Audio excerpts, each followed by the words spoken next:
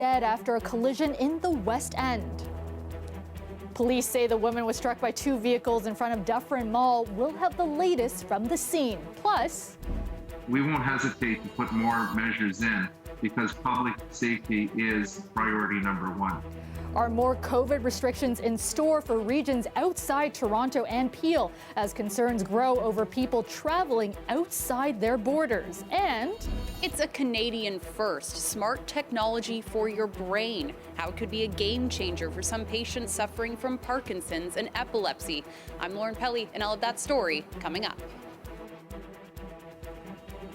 Good evening, I'm Kelda Yoon. A cyclist has been killed after a collision in the West End near Dufferin Mall. It happened just before 6:30 tonight near Dufferin and Sylvan Avenue, just in front of the mall. The cyclist, a woman, was pronounced dead at the scene.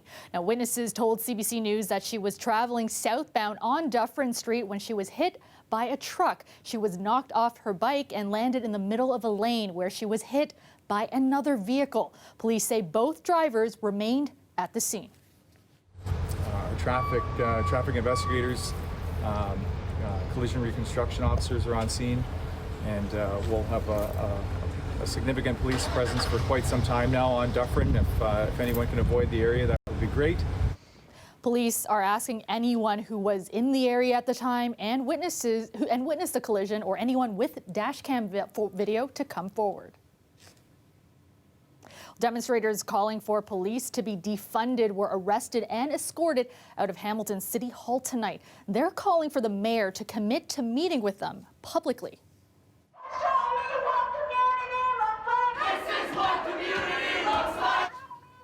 Police say 18 people were charged with failing to leave the premises when directed. Author and activist Desmond Cole was among the first people to be taken out. The group had been sitting inside City Hall since this afternoon, live streaming video of their request to meet with Mayor Fred Eisenberger. The city did release a statement tonight saying the mayor offered to meet with representatives of the group, and that offer was rejected. Cole said no one person represents the group and that demonstrators are demanding a public meeting so city officials will be held accountable. Well, for the sixth day, more than 1,700 people tested positive for COVID-19 in Ontario. 35 more people died. Toronto and Peel continue to lead in the number of new cases, with York Region in third with 196 new infections. And there are concerns those in Toronto and Peel are traveling to York and other neighboring regions that aren't in lockdown. And that has some questioning whether these other areas should see more restrictions. Dali Ashry has more. Doors are still open for this pub in York Region, unless you're coming from a lockdown area. Just to look after my patrons and our community, I've just let them know, unfortunately, we're not taking people from across the border right now.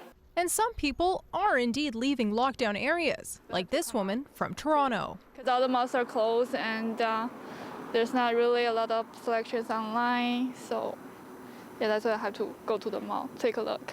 Health Minister Christine Elliott was asked today if regions outside Toronto and Peel should be moved into a lockdown. Dr. Williams is speaking with the medical officers of health in several other areas to obtain their views about whether they want to remain where they are, whether they think they should move up from orange to red or into lockdown. I spoke to the mayor of Markham, who says he doesn't believe it's necessary to go into lockdown. But if York Region's medical advisors believe that's what needs to be done for the safety of the public, he's all for it. If the cases really start to increase and we see more demand in our hospitals, particularly in ICU, we won't hesitate to put more measures in because public safety is priority number one.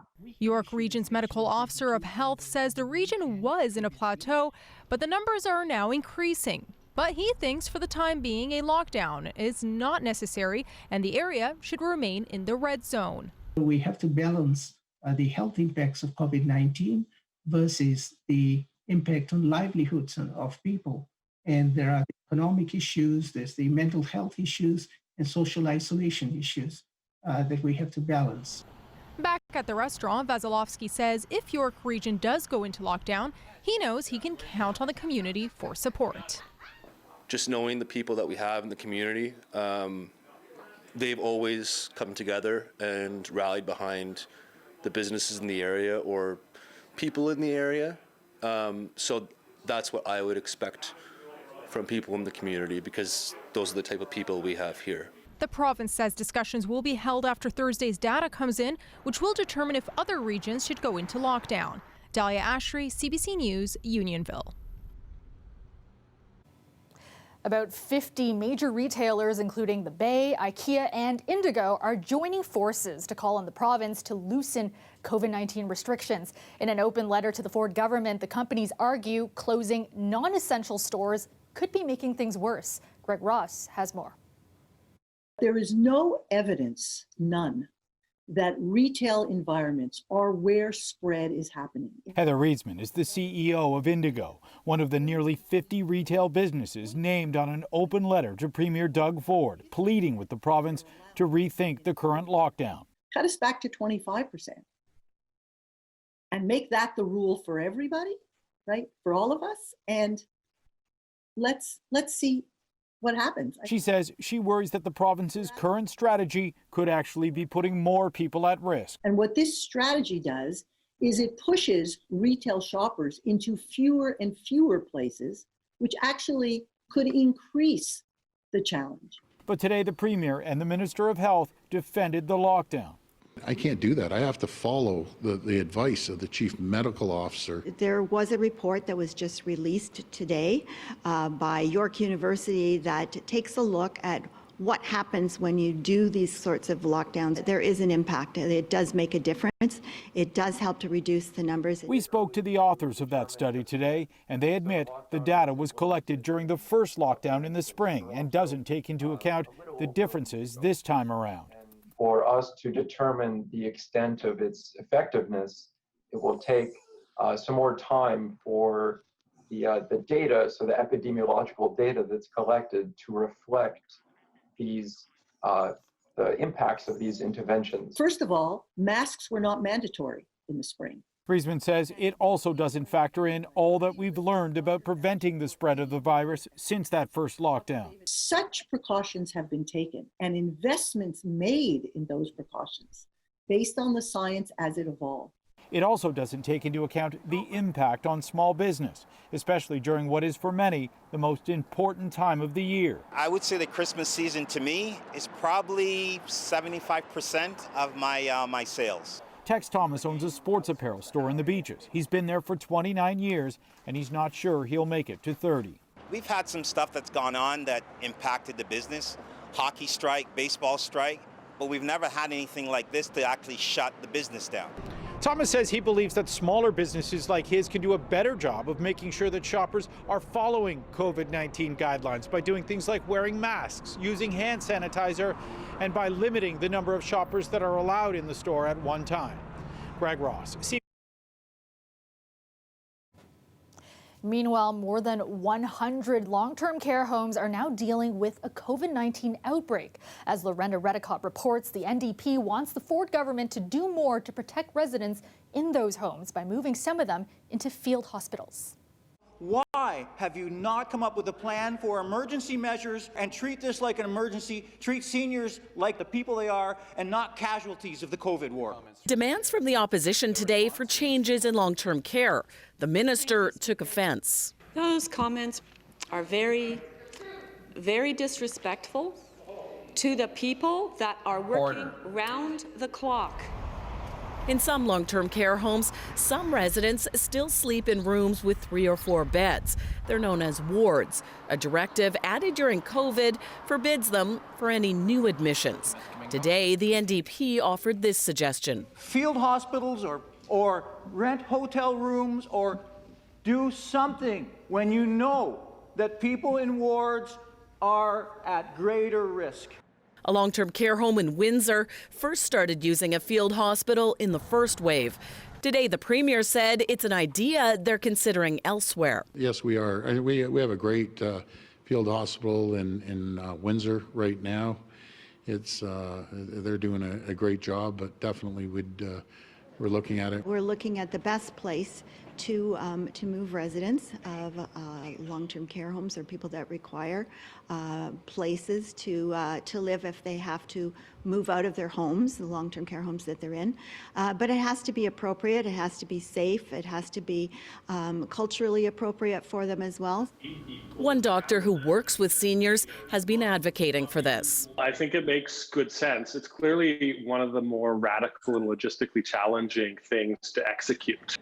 He says it would be less challenging on a home's property, giving access to kitchen staff, for example. We know that the homes are still crowded to dangerous levels with many residents, like thousands of residents in the province still in 3 or 4 person rooms. We know that those outbreaks are larger and deadlier. This home in Mississauga is one of several in the province now being managed by a hospital. In total, 27 residents have died here. Overall, in Ontario, long-term care residents make up more than 60% of all COVID-19 deaths. Lorenda Redekop, CBC News, Toronto. More crucial testimony today at the trial of Alec Manassian, the man responsible for the Yonge Street van attack. This is the second day the defense team's key witness, a forensic psychiatrist, took the stand. But after he got to the core of his findings about Manassian, it was the Crown's turn to question him. Trevor Dunn with more on the testimony. Dr. Alexander Westphal testified today that Alec Manassian didn't understand the horrific impact of what he was doing. According to the Yale University psychiatrist, Manassian is intelligent, but because of his autism, lacks empathy and views other people as objects. He did understand it was morally wrong. It just didn't matter to him because he doesn't understand that there are real human consequences to his actions. To illustrate this, the court heard a recording of one of Westphal's interviews with Manassian. In it, Manassian admits the attack was wrong and irreversible. Then why did he do it? Westphal asks on the recording. Manassian answers, the fact that I already looked into it.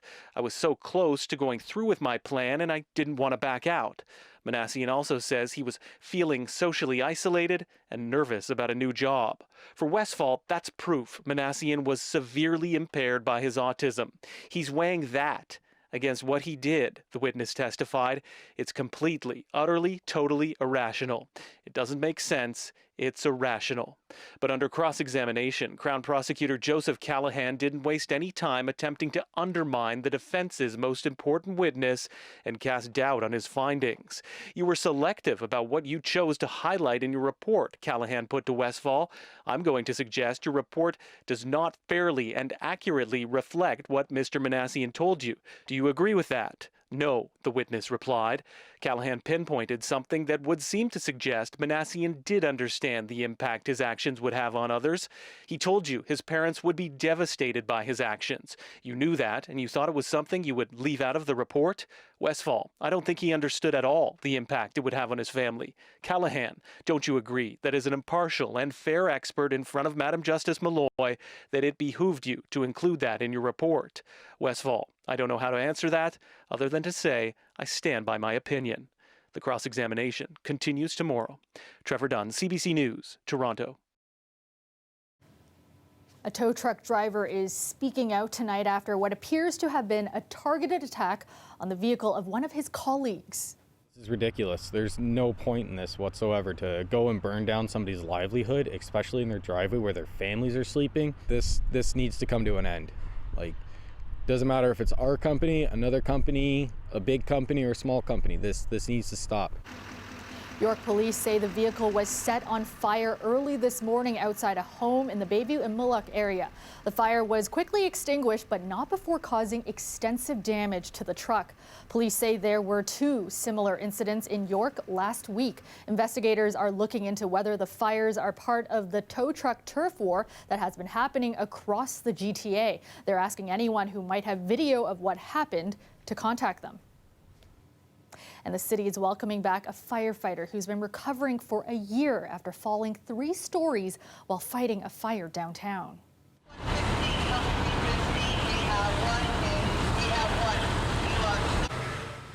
This was the scene just over a year ago. Captain James Warren was critically injured fighting the fire at an abandoned building. Warren pictured on the left, and firefighter Terry Lemonis on the right both fell 3 stories onto the concrete below. Lemonis suffered a broken leg and cuts to his face. Today was Captain Warren's first day back at work. Was something that certainly brought a smile to my face and candidly to the faces of the women and men that serve alongside him every day. So congratulations, Captain Warren. I stood on that street on that day visiting that fire scene and heard his fellow firefighters express grave concern about his survival. The doctors and nurses at St. Michael's Hospital saved his life and helped him to recover with great encouragement, of course, from his family and great grit and determination on his own part. Captain Warren has been a firefighter for 36 years. The Ontario Fire Marshal's office determined the fire was started by an arsonist. When we come back, a breakthrough in treating Parkinson's. We can record for days, months, the different signals inside the brain, and this will be, like never before, a window into their activities. That exclusive story after the break. Plus, as we look ahead towards Thursday, starting with some sun, then the clouds moving in, and a weak system for Friday. I'm meteorologist Colette Kennedy. I'll give you all the details on that coming up.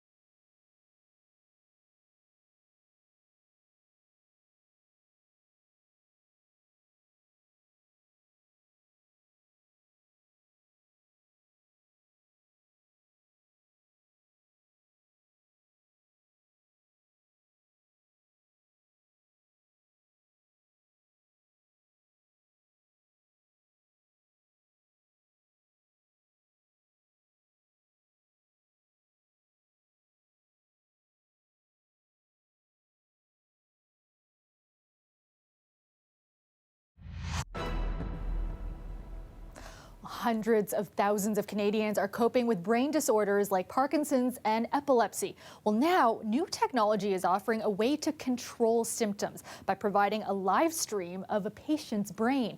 In a Canadian first, a Toronto team is already changing lives with this high-tech treatment. Lauren Pelly has this exclusive story. We can actually stream live from his brain. Gord Luke has been coping with Parkinson's disease for the last 6 years. A team from the Kremble Brain Institute just implanted electrodes deep into his brain to help control his symptoms. Plus, a newly approved device in his chest will capture his brain activity. We're going to see now what happens when we increase the stimulation, for instance. Through a computer, neurologist Dr. Alfonso Fasano can tweak the settings, improving Luke's tremors. You can increase with the remote control that you have. The 66-year-old from Wawa, Ontario, will eventually be able to control it himself at home, while his medical team, a 10-hour drive away, will have access to around-the-clock recordings of his brain signals. This will be, like never before, a window into their activities. The electrodes are a decades-old technology known as deep brain stimulation. The new device being implanted in patients' chests was just approved this fall by Health Canada. It sends electrical signals through thin wires to a targeted area of the brain while offering the real-time recording. Before this technology, the only time physicians would have gained this much insight into someone's brain was during brain surgery. What this new device allows is, whether it's the first day after surgery or even 5 years after the surgery, we can interrogate the device now and listen to the patient's brain. This neurosurgeon says it works like keeping a diary. The patient at home can indicate in a computer whether they're having a symptom like tremor. They can indicate when they've taken their medication. And when they come back to us, we can look at their brain diary, if you will, and understand at what points of the day their symptoms were severe, what points they were better, and then fine-tune and adjust the therapy. Yesterday, I could hardly walk. Today I'm getting around not bad. Luke hopes his high-tech implants help keep his symptoms at bay while he's back home in Northern Ontario. Looking forward to spending more time outdoors. All thanks to technology implanted here in Toronto, thousands of kilometers away. Lauren Pelly, CBC News, Toronto. You can go up to 3 volts, 3 milliampere, and down to 0 milliampere. You'll miss it, but something lit up the sky just after noon in Toronto. Check out this footage from EarthCam and its cameras on the CN Tower. A flash of light that has been reported as far away from us as Maryland. Could it have been a meteor? And it is a chilly night tonight with clear skies remaining clear overnight. Let's go to our meteorologist, Colette Kennedy. Colette, what a difference a day makes. The sun was out, skies were clear. Some may have caught a glimpse of that great ball of fire this afternoon. Thanks, Kelda. And yeah, nice that we had the clear skies today for that opportunity to see that flash in the sky, but also those clear skies, the sunshine, it really helped with doing a little bit of melting. Okay, maybe not in the areas where we got a ton of snow, but for the city and closer to the lakeshore. It's a kind of different story around Wyerton, Owen Sound, and that whole region, really along the Bruce Peninsula. There were areas of 30 to 45 centimeters of snow reported there, 44 for Wyerton, by the way. What we're looking at with our forecast now are a few clouds perhaps coming in late overnight tonight, but primarily I think we will start the day tomorrow with sun and then the clouds, most of them thickening up after the morning hours. But do know that they're coming back in here. A few wet flurries possible on Friday, and even tomorrow there's that risk in one area, and I'll show you what I mean by that. And then it's some cooler air on the weekend. Now, I say that, but the overnight lows are actually close to seasonal. It's the daytime highs that are going to be running about 3 degrees below, and at this time of year, those 3 degrees make a big difference. But our daytime highs today, very close to seasonal. There we were at 4 degrees at Toronto, Oshawa at 3, 4 for St. Catharines as well. And look at Windsor at 5 degrees. So some decent temperatures for the beginning of December, but this is what I'm talking about with what happens overnight tonight. Now, we'll certainly be seeing some cloud cover with that westerly breeze, although the winds let up a little bit in the lee of Georgian Bay. You may see a little bit of wet flurry activity coming back at you, but otherwise, it's really not till we get into tomorrow that those clouds will be thickening up for the Golden Horseshoe. So we'll start off, like I say, with some clearer conditions, and then they come in expanding towards southwestern Ontario through the day on Thursday as well. And again, near Georgian Bay, you could get into a bit of activity also for the Golden Horseshoe, but you really see that risk into Friday. Now, I put some wet flurries in the forecast for Toronto, but I think most of this is going to stay south of us, and in any case, it's really not going to be anything to worry about. Negligible in terms of we're not looking at accumulations, and what we see will be kind of melting or just sort of washing away. So that's as we look ahead towards Friday.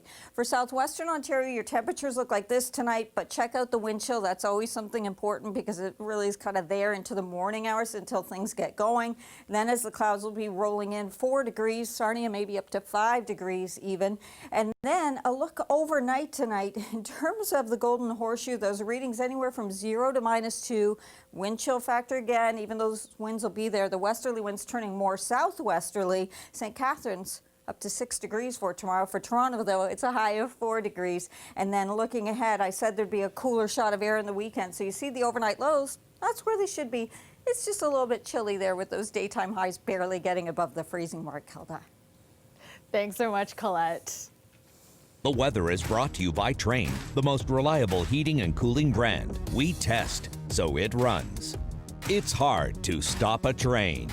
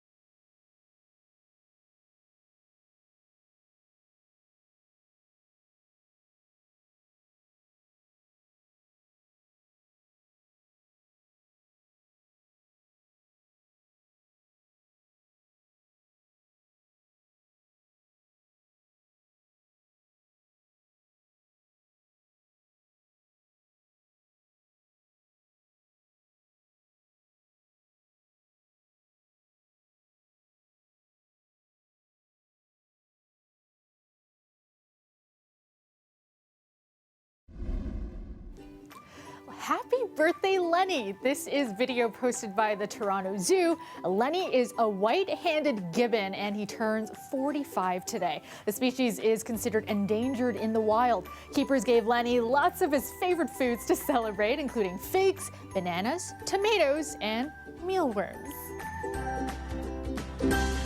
And that's our show for you tonight. Thank you so much for watching. Dwight Drummond has your next local newscast tomorrow at 6, and I will see you back here tomorrow night at 11. Good night.